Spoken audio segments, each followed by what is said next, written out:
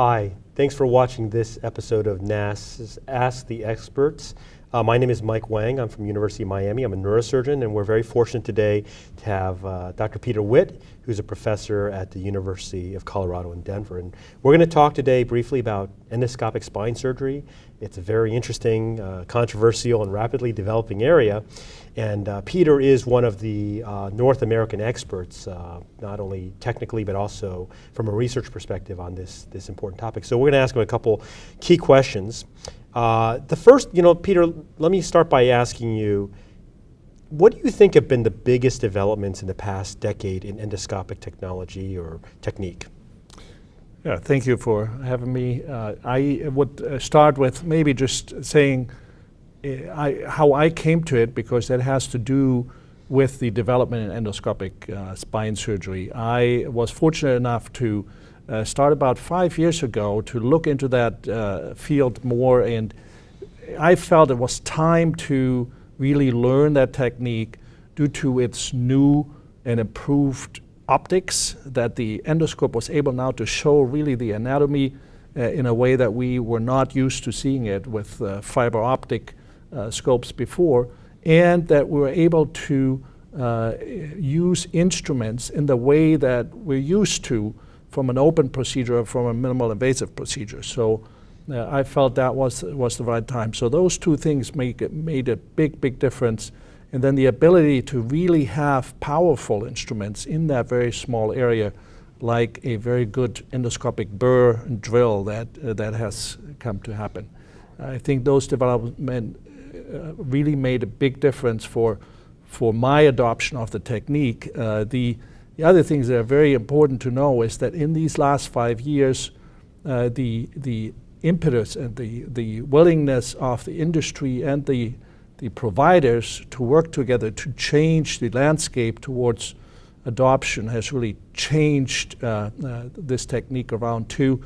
Since 2017, we now have a specific code that covers this technique, and so that make a big difference, I think, for this technique down the road. So the technology and then the instruments and then the coding were all integral, you think? Right, yeah. That's interesting. So, I mean, you and I have had the honor of traveling around the world and seeing what has happened. And for those who are confined to North America, certainly, endoscopic has been sort of a more boutique type of practice. But, when you go to East Asia, most particularly Korea, China, Japan, and Taiwan, you see really cutting edge and very popularized techniques, in Western Europe too. What do you think has been this barrier to adoption, particularly here in the US and Canada? Like what's holding people back, do you think? No, that's a very good question. So my experience stems also from the German side. I've had the chance to travel back there and really study for a good 6 months anything regarding this technology. I've traveled to South Korea, and I can only repeat what Mike said here, that really that's where the technology developed and has really taken off. And we're clearly lacking behind here with the amount of adoption. So what are the barriers? The barriers are clearly that it takes time to learn, and that I would say on a medical liability level, people are afraid to get into a new technology right off the cuff, means without any proper training. Our residency programs are lacking behind in providing this education, and I think that's where we're both are active in trying to promote that.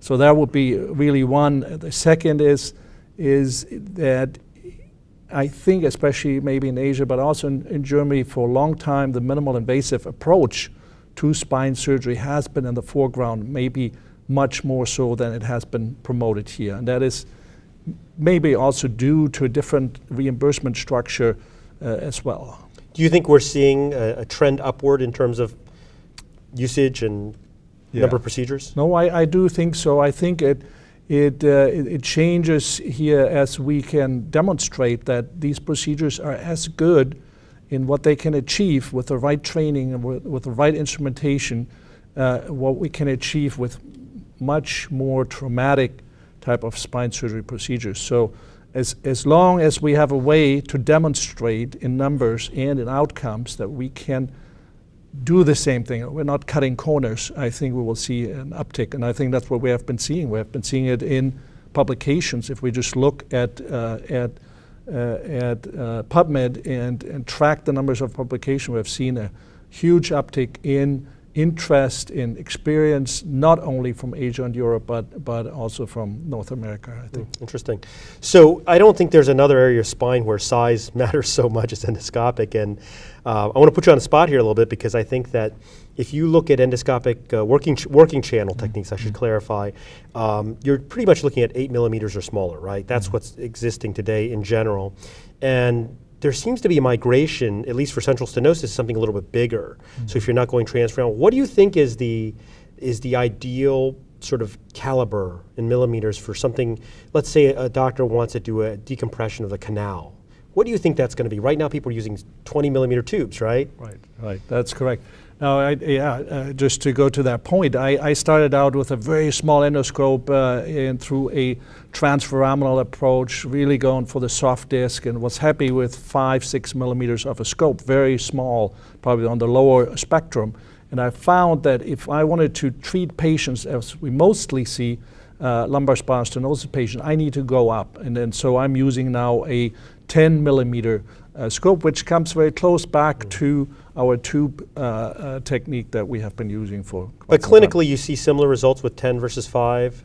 I see better results. I can do the surgery faster with a 10 millimeter scope. I'm able to use the tools that I'm used to, and it doesn't take me as long as if I would work through a 5 millimeter scope. But that might change with new instruments, and I have to say that's where the industry comes in and has been helping us in developing techniques and approaches, and that's where really the uptick has happened here.